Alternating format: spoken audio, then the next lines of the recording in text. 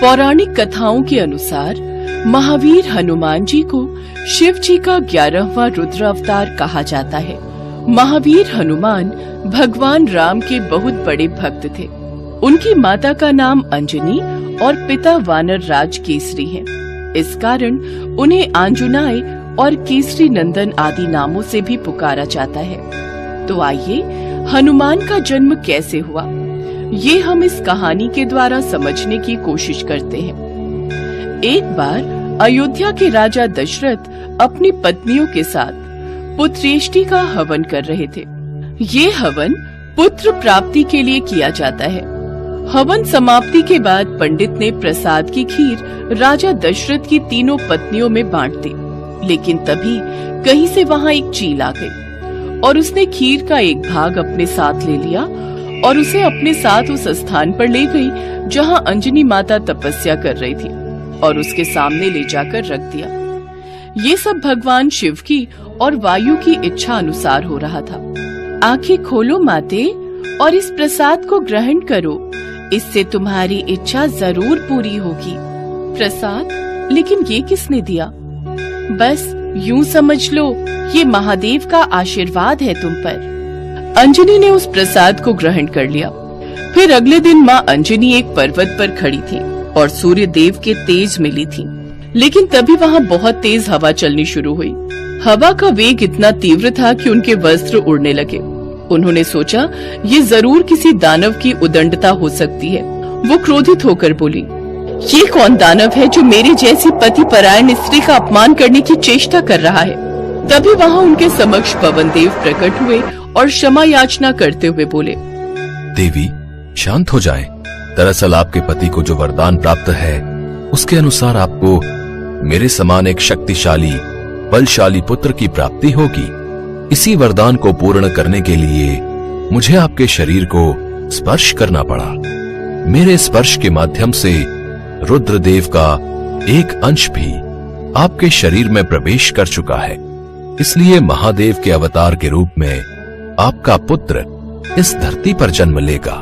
कुछ समय बाद पवन देव का कथन सही हुआ और महादेव ने हनुमान के रूप में कार्तिक मास की चतुर्दशा में वानर राज के यहाँ अंजनी माता के उदर से हनुमान जी के रूप में जन्म लिया। ऐसे ही कुछ महीने बीते। एक रोज हनुमान को जोर की भूख लगने लगी। मातेश्री, मैं बहुत जोर की भूख लगी है, हमें कुछ खाने को दो ना। हम अभी तुम्हारे लिए फल लेकर आते हैं। लेकिन माँ अंजनी को आने में थोड़ी देर हो गई और हनुमान से भूख बर्दाश्त नहीं हुई। उनकी नजर पेड़ से झांकते हुए लाल सूरज पर गई। अरे वाह, ये तो कितना लाल फल है, निश्चित ही ये बहुत मीठा होगा। ये सोचकर हनुमान आकाश की ओर उड़ गए। लेकिन उस रोज अमावस्या का दिन था, जिस कारण सूरज को ग्रस्त नहीं राहु आया था। किंतु हनुमान को देख उन्हें ऐसा प्रतीत हुआ कि ये भी कोई दूसरा राहु है, इसलिए वो वहाँ से चुपचाप चले गए। लेकिन हनुमान की भूख तो बढ़ती ही जा रही थी और वो सूरज की ओर बढ़ते चले जा रहे थे। तभी इंद्रदेव की नजर हनुमान पर गई। कहीं ये बालक सूरज को निगलकर उसे अपना आहार न बना ले, मुझे इसे रोकना होगा। ये कहकर इंद्रदेव ने हनुमान पर प्रहार कर दिया और वो मूर्छित होकर गिरने लगे। तभी पवन देव ने वहाँ आकर उन्हें थाम लिया और गुस्से में उन्होंने हर प्राणी मात्र की वायु का संचार रोक दिया। तभी वहाँ सभी देव प्रकट हुए और उन्होंने पवन देव को ऐसा करने से रोका। फिर सभी देवों ने हनुमान जी को वर दिया। मेरा वरदान है कि ये अमित आयु रहेगा। मेरा वरदान है कि ये कभी भी वज्र से परास्त नहीं होगा। मेरे सताश तेज से ये हर कला में युक्त और संपूर्ण शास्त्रों का विशेषज्ञ होगा। मेरे वरदान से ये पाश और जल से अभय रहेगा। ये सदा यम दंड से अवध और पाश नहीं रहेगा। ये सदा अजय और प्रमाद योद्धाओं से अजय प्राप्त करने का योद्धा रहेगा। अस्त्र शस्त्र तथा यंत्र आदि से इसे कोई फर्क नहीं पड़ेगा। इस प्रकार सभी देवों द्वारा हनुमान जी बेहद शक्तिशाली हो गए और इस प्रकार आगे जाकर जो उन्होंने काम किए वो सभी प्रकार के हनुमान भक्तों में प्रसिद्ध हैं। तो ये थी हनुमान जी की संपूर्ण कथा। हनुमान जयंती पर हनुमान जी की पूजा करना अत्यंत शुभ माना गया है। चौकी पर लाल रंग का कपड़ा बिछाएं और उस पर हनुमान जी के साथ भगवान श्री राम की तस्वीर रखें। फिर हनुमान जी को लाल और भगवान श्री राम को पीले फूल अर्पित करें। पहले श्री राम नाम का जप करें, फिर हनुमान जी के मंत्र का जाप करें। इस तरह पूजा करने से आपको हनुमान जी की असीम कृपा प्राप्त होगी।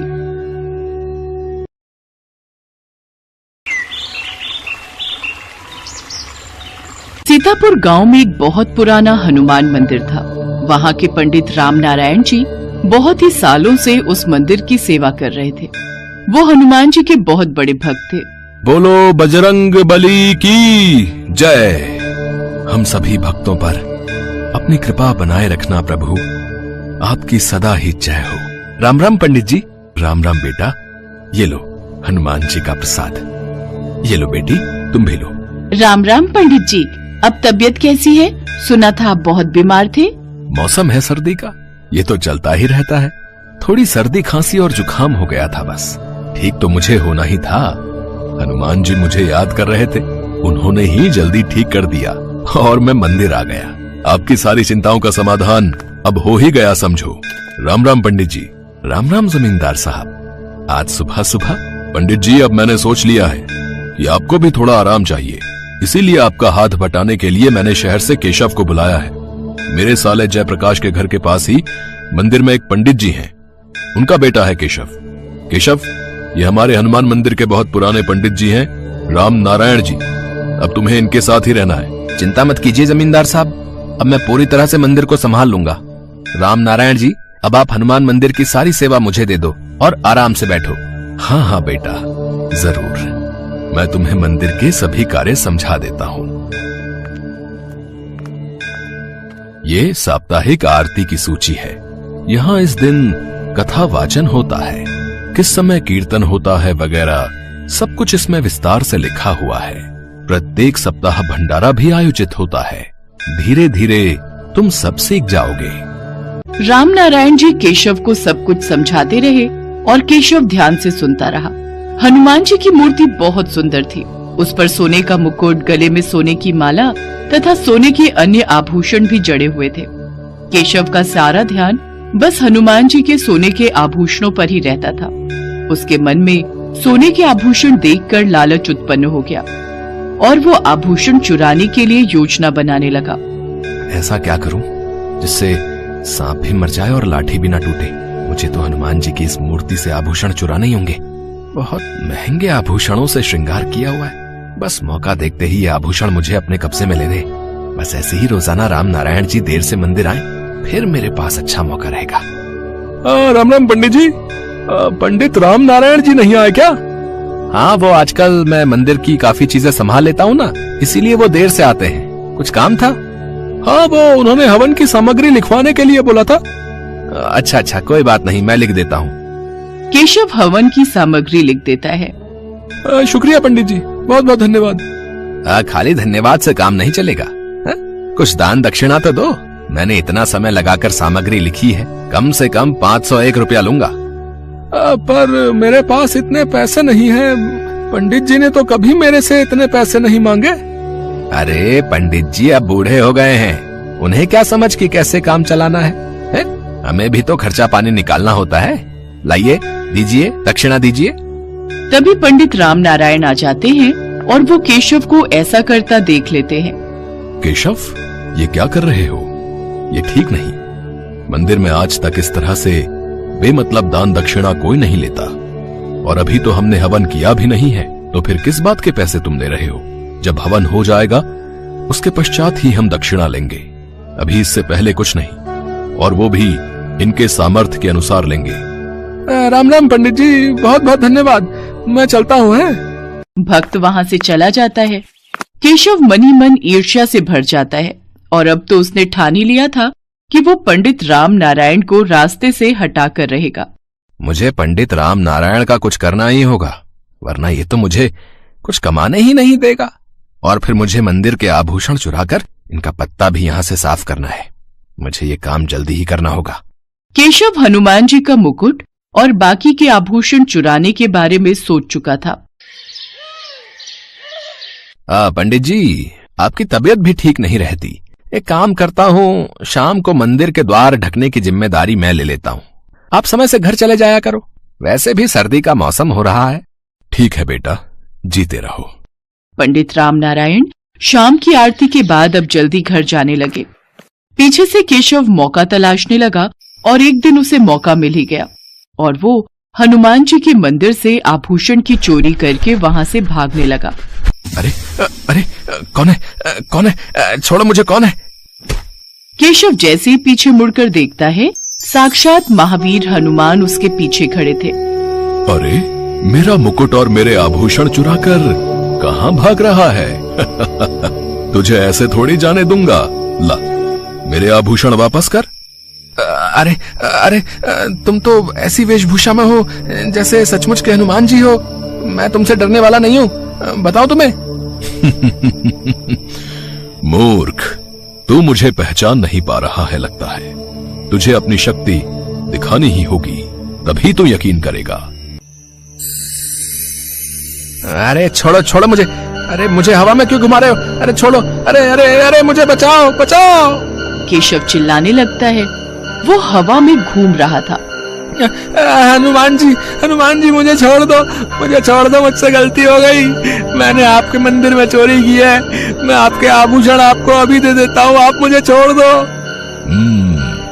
मैं जानता हूँ तुमने मेरे आभूषण और मुकुट क्यों चोरी किए, क्योंकि तुम मेरे प्रिय भक्त राम नारायण पर चोरी का इल्जाम लगाना चाहते थे ना। पर मेरे होते हुए मेरे किसी भी भक्त को कोई कष्ट नहीं पहुंचा सकता। मुझे क्षमा कर दीजिए हनुमान जी। सच तो यह है कि मैं ईर्ष्या से भर गया था, मुझे ज्यादा धन कमाना था, इसीलिए मैं राम नारायण जी को मंदिर से हटाकर खुद वहां रहना चाहता था। इसीलिए मैंने आपके मंदिर में चोरी की। मुझसे बहुत बड़ी भूल हो गई हनुमान जी, मुझे क्षमा कर दो। मैं अब से ऐसी गलती कभी नहीं करूंगा। पूरी श्रद्धा और भक्ति के साथ आपकी पूजा और भक्ति करूंगा, सबसे प्रेम से रहूंगा और कोई बेईमानी नहीं करूंगा। ठीक है, मैं तुम्हें क्षमा कर रहा हूं। जाओ, ये मुकुट और आभूषण मंदिर में वापस रख दो और अपने कार्य को पूरी ईमानदारी से करो। केशव हाथ जोड़े खड़ा था। हनुमान जी वहां से अंतर्ध्यान हो जाते हैं। केशव की आंखों में पश्चाताप के आंसू थे। वो मंदिर में वापस जाता है और फिर से हनुमान जी को मुकुट और सारे आभूषण वापस पहना देता है। कहते हैं कभी कभी जब भक्त राह भटकने लगते हैं तो भगवान को उन्हें सीधे रास्ते पर लाने के लिए धरती पर आना ही पड़ता है। केशव को सबक मिल गया, उसे अपनी भूल का एहसास हो गया और अगले दिन से उसने अपने व्यवहार को बदला। वो भी पंडित रामनारायण की तरह मंदिर में पूरी श्रद्धा भावना से हनुमान जी की पूजा और भक्ति करने लगा।